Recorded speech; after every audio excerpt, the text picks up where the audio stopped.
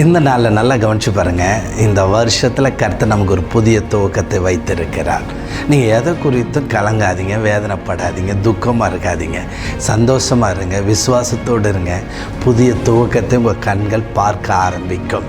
யோசிப்புடைய வாழ்க்கையில் தன் குடும்பத்தை விட்டு பிரிந்து அவன் போத்திபர் வீட்டுக்கு போய் அங்கே போய் சிறையில் போட்டு வேதனோட அவ்வளோதான், வாழ்க்கை முடிஞ்சிருச்சு, இனி எதுவுமே கிடையாது என்ற ஒரு முடிவுக்குள்ளே வந்து, ஆனாலும் நல்லா கவனிங்களேன், அவன் அந்த கிடங்குலையும் அவன் சந்தோஷமாக தான் இருந்தான். ஏன்னா கர்த்தர் இடத்துல அன்பு கூறுறேன், எனக்கு எல்லாம் நன்மையாக நடக்குன்றது அவன் மனதிலையும் அவனுடைய நினைவுகளும் இருந்து கொண்டே இருந்துச்சு.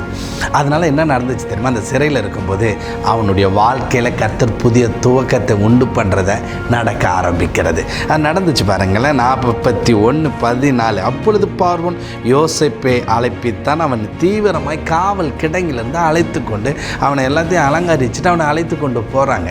சாதாரண சிறையில் கிடந்த அவனுடைய வாழ்க்கையில் நல்லா கவனிச்சு பாருங்க, கால்களில் விலங்கிடப்பட்டு இருந்த சூழ்நிலையில் இருந்த அவன் வாழ்க்கையில் நடந்த உயர்வுகள் பாருங்களேன், ஒரு அதிசயமும் ஒரு ஆச்சரியமாக இருக்குது பாருங்களேன்.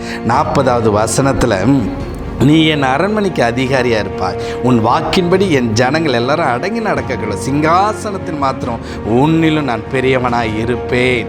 அதுக்கு பாருங்களேன், எகிப்து தேசம் முழுவதும் உன்னை அதிகாரி ஆக்கினேன். பாருங்களேன், அவன் வாழ்க்கை முடிஞ்சிடும். ஆனால் கர்த்தரை தேடுகிறவன், நேசிக்கிறவனுக்கு உயர்வு உண்டு, புதிய துவக்கம் உண்டு.